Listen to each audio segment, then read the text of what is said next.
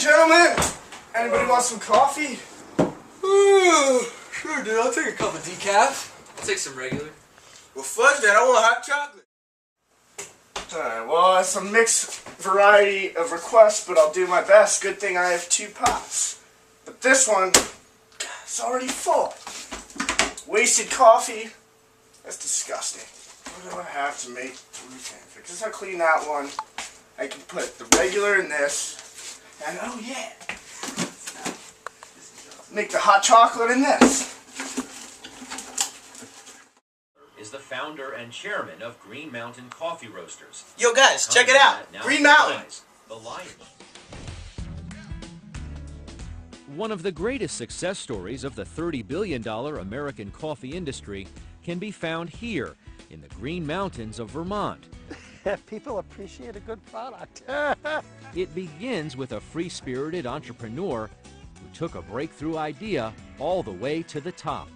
What do you make of the success of your company? You believe it? Oh, I believe it. Why not? Robert Stiller is the founder and chairman of Green Mountain Coffee Roasters, a company that now supplies the lion's share of single-serve coffee. 80% market share. I don't know too many businesses that can say that. It's a great product. 30 years ago, any kind of market share was a distant dream when Stiller was a wealthy ski bum. It started with a cup of coffee after a day on the slopes. I used to come up to Sugarbush and ski, and there was a shop that opened that was roasting fresh quality coffees from around the world, and it was so much better than any coffee that I had ever experienced. Most people have a cup of coffee, they don't think anything of it. You had a cup of coffee and it almost changed your life. Certainly that cup of coffee did change my life. We bought the company and started opening up some retail shops.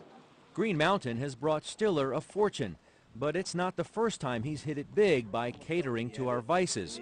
He was already a millionaire, living the high life in the high altitudes of Vermont, after selling a company he'd made a bundle off of, Easy Wider rolling paper. Where did the idea for Easy Wider come from? A friend of mine noticed that everybody would put 2 pieces of paper together. They would glue them together and was like, why doesn't somebody just make a paper that's wider? You must be a cult hero Well, some among people... marijuana smokers. Stiller may have hit it big with potheads, but the specialty coffee market proved a tougher one to crack. People were still in the habit of buying their coffee in a can from the supermarket.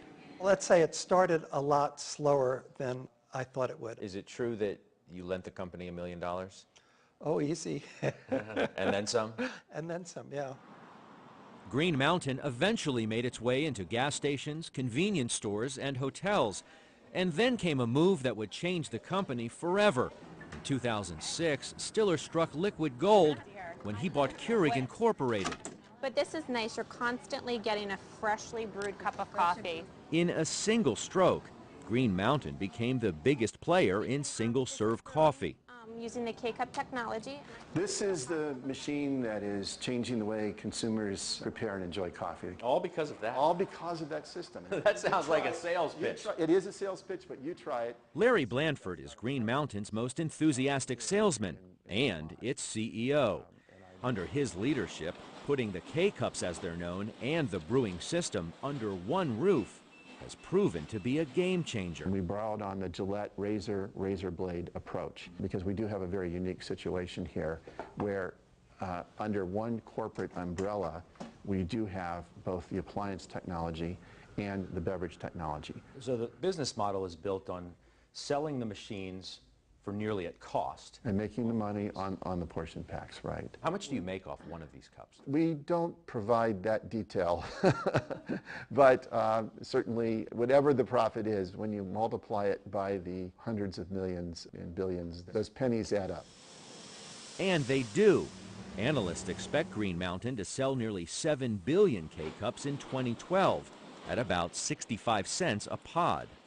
Sales of $336 million in 2007 when you took over. Sales last year, almost $1.5 billion. And heading for more. We gotta tell Noah. This is ready to drink. Green Mountain Coffee Roasters. Brew that stuff. Founded in 1981 by Robert Stiller in Waterbury. That's from mine. They opened a 90,000 square foot roasting distribution facility. Send it out. Green Mountain went public in September of '93, listing for 49 cents a share. Halfway there. In '93, Green Mountain was approached with the idea of a single cup brewing system. Just one. In '97, Green Mountain became available at ExxonMobil stations. Gas that up. In 2000, Green Mountain introduced a commitment to fair trade coffee.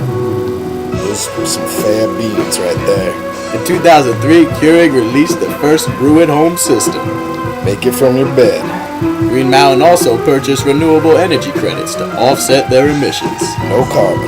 In 2004, they opened a 50,000 square foot distribution center. More beans. They also made an agreement with McDonald's to serve Newman's Own brand. Then in 2006, Green Mountain acquired Keurig. Strategic inflection. Green Mountain Coffee has been named #1 on top of the 100 corporate citizens for 2006 and 2007. That's a good citizen. In 2007, Keurig launched the Hotel Brewer. Make it in your room. All of their Waterbury-based delivery vehicles run on biodiesel. Bio-D. In 2009, they announced a 100,000 watt solar array would be built in the Waterbury facility. Photovoltaic. In 2012, Keurig cups are available everywhere. You wanna get some Keurig cups? Yeah, man. Oh, all right. Let's pick some out. How do you like Tully's? I love it. Oh, good. How about some Tazo green tea? Tazo. Oh, they have the black tea too. I like Tazo. Oh wow. They got Folgers? They even have hot apple cider. Decaf. Oh, Green Mountain. Gotta have some Green Mountain. Dunkin' Donuts. Chai latte. Starbucks. Oh, the Colombian roast. Oh, Barista Prima. My Beautiful. favorite. Our favorite. Score. Now let's talk about some financial performance, baby. Histograms. In 2007, Green Mountain Coffee Roasters' net sales were less than $500 million. Ball graph. However, only 5 years later, in 2011, net sales were over $2.5 billion. 500%. 10 times 10 times 5. Now let's look at some stock graphs. That's abnormal distribution right there. If you would have bought one share of Green Mountain Coffee in 1993, you would have paid 49 cents. If you would have sold that share in 2011, you could have made over $115. Now let's use a 5-force analysis to look at Green Mountain Coffee's success. Green Mountain's acquisition of Keurig gave them a leg up on those within the industry. As the majority producer of single-serve coffee, any coffee company wishing to produce Keurig's infamous K-Cups must first go through Green Mountain, adding barriers to entry to the single-serve coffee field. In conclusion, Green Mountain's acquisition of Keurig and integration of new technology has allowed them to create a competitive advantage within the coffee industry. Keurig's patents keep threats of new entrants low, and there is no substitute for a freshly brewed cup of coffee. You know what, guys? I can't deal with this hassle anymore. We're getting a Keurig.